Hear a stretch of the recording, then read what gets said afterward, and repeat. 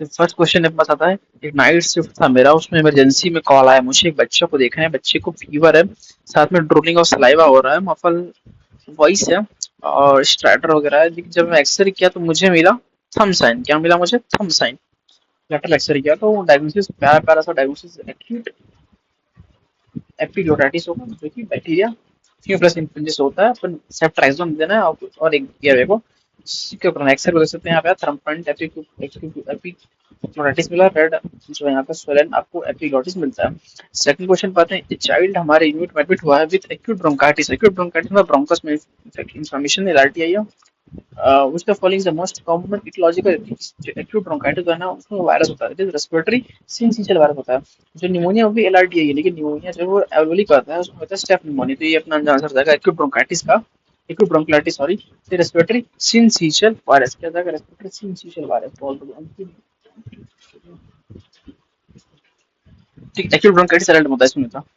a child present with moderate exacerbation of asthma, what would you do? मतलब acute stage में आया है वो, ठीक है, क्या करेंगे अपन? सोचने वाली बात है। ऑक्सीजन देना है बेटे को, तब ठीक हुआ।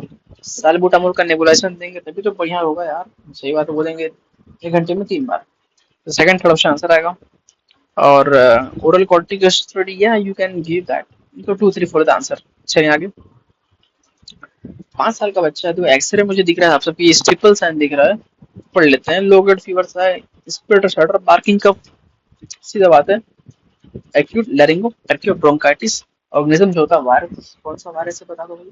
Parainfluenza virus. ठीक है, ये पैराइन्फ्लुएंजा वायरस, बहुत बढ़िया।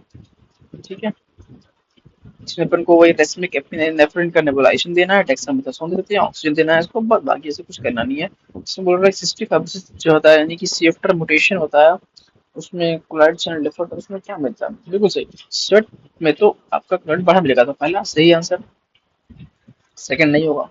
ठीक, अब पेनक्रेटिक स्वेट में बाहर, बॉडी के बाहर क्लॉट जा रहा है, बॉडी के अंदर नहीं होगा, तो स्वेट में बड़ा मिलेगा तो पेनक्रेटिक में कम मिलेगा, तो 1 in 4 आएगा ऑप्शन करेक्ट, बिल्कुल सही। चलिए आगे। 10 मंथ का एक किसान है जो ओपीडी में आता है, 3 डे फीवर ने 3 डे एलआरटी आएगा, एंड वीज है, और वीज है, ठीक है, वीज एलआरटी में आता है, बिल्कुल सही। चेस्ट एक्सरे में mild peri bronchial bronchi around thickening मिल रहा है, चाइल्ड में एक्सरे में माइल्ड पेट ब्रोंकियल थिकनिंग मिल रही है, कुछ नहीं मिल रहा। और which of the following statement is false regarding the condition? Option पढ़ लेते हैं। The risk is higher for the infant with young mothers or the mother who smoke pregnancy. The main stay of treatment is antibiotics. It is more common in children which have not breastfed. There is higher incidence of wheezing and asthma in children with history of bronchitis. तो लोग पूछ रहे हैं, ठीक है, चौथा सही बोल रहा हूँ, अभी भी सही है।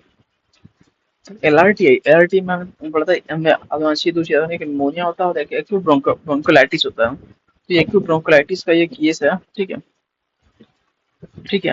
एक्यूट ब्रोंकोलाइटिस में एंटीबायोटिक होती है। एक्यूट ब्रोंकोलाइटिस हम क्या देंगे? एंटीबायोटिक्स या एंटीबायोटिक ही देते हैं, आई थिंक, है ना, एंटीबायोटिक देंगे। और रिस्क इन हायर हो mother smoke pregnancy, mother young mother children are not best fit.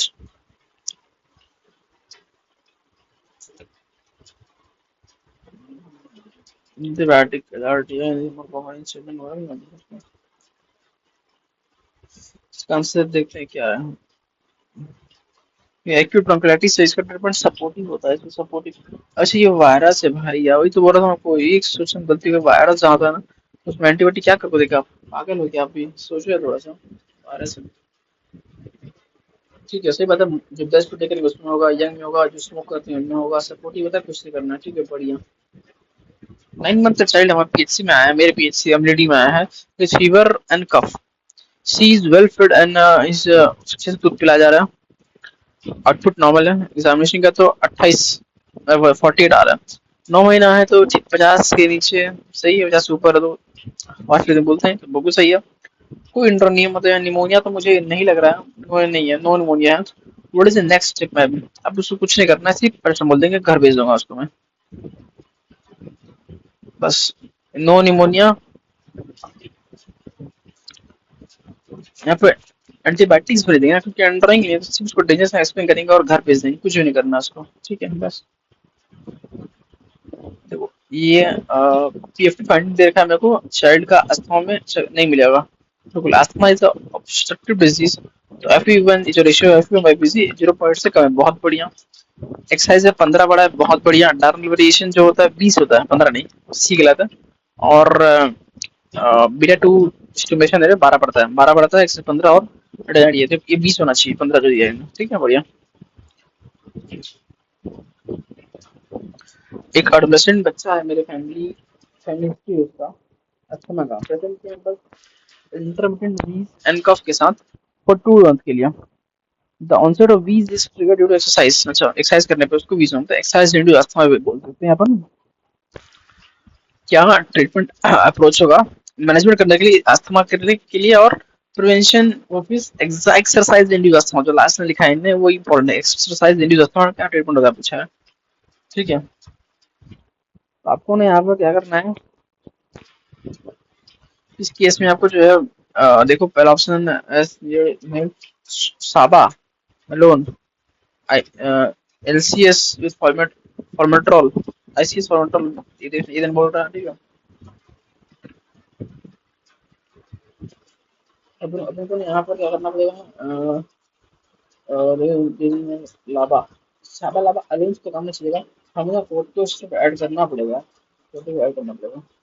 क्या करना है कि एक्सरसाइज इंड्यूस अस्थमा जो होगी ना जीना गाइडलाइंस के हिसाब से ट्रैक बन जाएगा। ठीक है और इसमें आपको लोज ICS फॉर्मेटल कॉम्बिनेशन देना पड़ेगा आपको। ठीक है लास्ट क्वेश्चन जो होता है सिस्टिक फाइब्रोसिस में क्या फीचर नहीं मिलता है, बिल्कुल सही ध्यान से। नेजल पॉलिप मिलता है क्योंकि चूंकि निमोनिया पॉलिप ब्रोंकिटिस मिलता है। ब्लेटरेजिया ये क्यों मिलेगा, मेरे को मिलेगा ब्लीडिंग जैसे, क्योंकि ब्लीडिंग जैसे इसलिए मिलेगा, ब्लीडिंग डायस्थेसिस इसलिए मिलेगा कि विटामिन का प्रोडक्शन कम हो गया, विटामिन के भी कम हो गया तो इसलिए ब्लीडिंग मैनिफेस्टेशन मिलेगा, इसमें ट्रेजिया नहीं मिलेगा। बहुत बढ़िया है, क्या बात है, कंप्लीट करें।